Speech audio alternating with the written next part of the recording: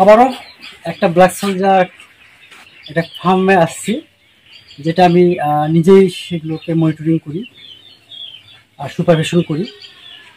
এই কারণে যে আপনারা জানেন যে বাংলাদেশে কোথাও ব্ল্যাক সোলজার পোকা সেভাবে ইদানিং দেখা যাচ্ছে না। বিগত সময়গুলোতে আমরা বিভিন্ন মিডিয়া অনলাইন ভিত্তিক যে প্ল্যাটফর্মগুলোতে ছিল সেগুলোতে ব্যাপক প্রচার প্রচারণা হয়েছিল। তো সেই জায়গা থেকে আজকে খুব খারাপ লাগে। আমাদের এটার বয়স কিন্তু আমি প্রায় বিগত 3 বছর হচ্ছে, 3 বছর প্লাস ব্ল্যাক সোলজার নিয়ে আমি কাজ করছি, এখনো করি।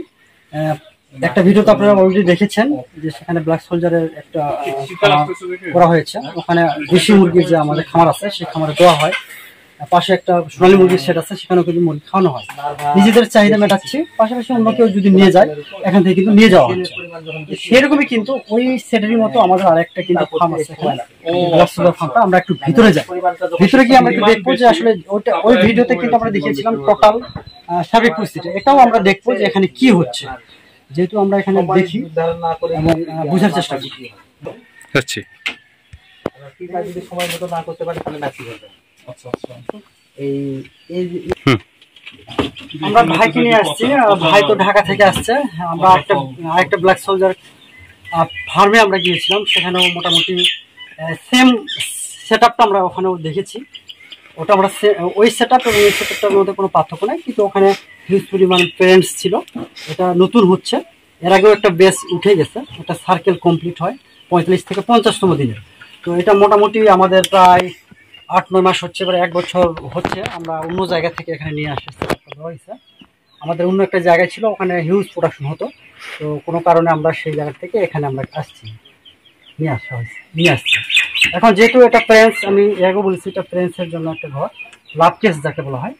আর ভিতরে তো সেট আপগুলো আপনারা দেখছেনই, ডিম সংগ্রহ করা হয়, সেখান থেকে হিচিং করানো হয়, হিচিং থেকে লার্ভা থেকে পিউপা, তারপরে পিউপা, তারপরে সেই পিউপাগুলো মেচুড হয়ে গেলে আবার এরা এখানে চলে আসে। এই যে সার্কেলটা কিন্তু কমপ্লিট হতে মিনিমাম 45 থেকে 50 দিন সময় লাগে। এবং এখন খাওয়ানো হয় কোনটাকে? খাওয়ানো হয় হচ্ছে আপনাকে লার্ভা স্টেজ, যেটার বয়স হচ্ছে 18 থেকে আপনার 30 দিনের মধ্যে, মানে 18 থেকে সর্বোচ্চ 30 দিন। তবে এর আগে বয়সও খাওয়ানো যায় 15 দিন, সেগুলো ছোট থাকে। তো যেহেতু ভাই আসছে, উনি যেহেতু ওনার থিসিসের কাজ হচ্ছে ব্ল্যাক সোলজার নিয়ে কাজ করা, এটা ন্যাচারাল একটা ফিড ফর্মুলেশনের একটা অংশ। ওনার মেইন টার্গেট হলো যে এটা পরিবেশ বান্ধব একটা খাদ্য উপকরণ, যেটা মুরগিকে দেওয়া হয়, হাঁসকে দেওয়া হয় এবং মাছকে খাওয়ানো হয়। এটা আরেকটা বিষয় হলো, এটা হচ্ছে দামের ক্ষেত্রে অনেক সাশ্রয়ী এবং ন্যাচারাল একটা প্রোটিন, এটা কোনো সিনথেটিক প্রোটিন না। তো যার কারণে ন্যাচারাল প্রোটিন যখন বডিতে অ্যাবজর্ব হয় বা এজাম্পশন হয়, তখন কিন্তু দেখা যাচ্ছে সেটা ফিটনেসটা কিন্তু অনেক ভালো থাকে, বিশেষ করে পোলট্রি সেক্টরের জন্য। তো সেটা কিন্তু পোলট্রির জন্য কোনো হেলথ হ্যাজার্ড নেই, ইভেন হিউম্যান হেলথ হ্যাজার্ড নেই, সব দিক থেকে কিন্তু এটা পরিবেশ বান্ধব। তো ভাই যেহেতু আসছে, উনি আরেকটা খামারে আমরা গিয়েছিলাম, ওখানেও আমরা ওনাকে দেখিয়েছি। আবার এই খামারেও আসছি, সেম বিষয়গুলো হয়তো বা একই আলোচনা হয়ে যাচ্ছে বাবা। তো সব কিছু মিলে আমাদের এই সেট আপটা এখানে ওই আগের সেট আপটার মতোই। এখানে ভিন্ন হচ্ছে, লাভ রুমটা খুব সুন্দর হয়েছে, পুরো হানিমুন স্যুটের মতো। আচ্ছা আচ্ছা, একটা আমার হচ্ছে ফ্রেন্ডসটা হচ্ছে কি বলে এটাকে, কি বলে যেন, বাসর ঘরের মতো, মানে অনেকটা কিন্তু বাসর ঘর। হ্যাঁ, এটা অবশ্য মিটিং করা হয়। তারপরে কি ফ্রেন্ডসের যে লাভ কেস যাকে বলা হয়, লাভ কেস মানে হচ্ছে এটা বাসর ঘর, এখানে মিটিং হচ্ছে। তারপর হচ্ছে এখান থেকে মিটিং থেকে আমাদের বিভিন্ন স্টেজগুলো আছে, পর্যায়ক্রমিকভাবে আমরা সেগুলো মেনটেন করি।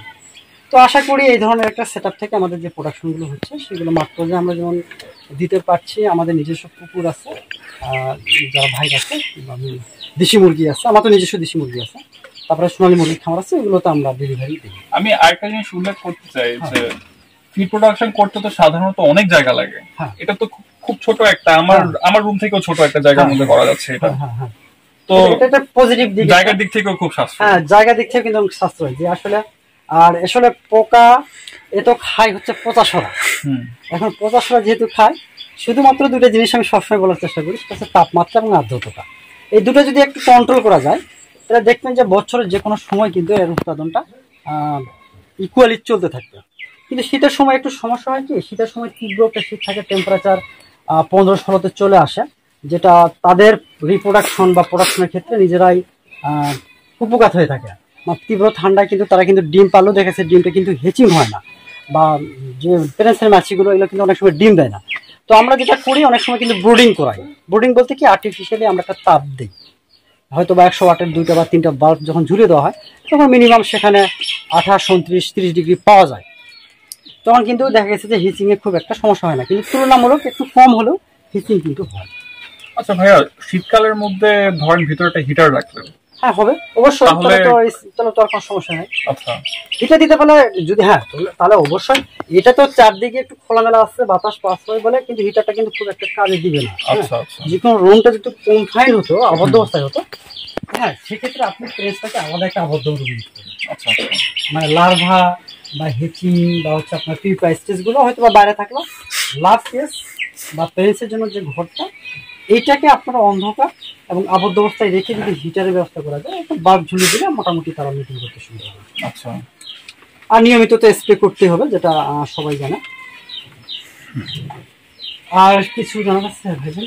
না এতটুকু ছিল, থ্যাংক ইউ। হ্যাঁ মোটামুটি এই। আর আপনাদের যদি কোনো কোয়ারি থাকে বা কোনো প্রশ্ন থাকে অবশ্যই কমেন্টসে একটু জানাবেন, আমার জায়গা থেকে চেষ্টা করবো সেটাকে সাইন্টিফিক এবং প্র্যাকটিক্যালি কোনো উত্তর দেওয়া যায় কিনা।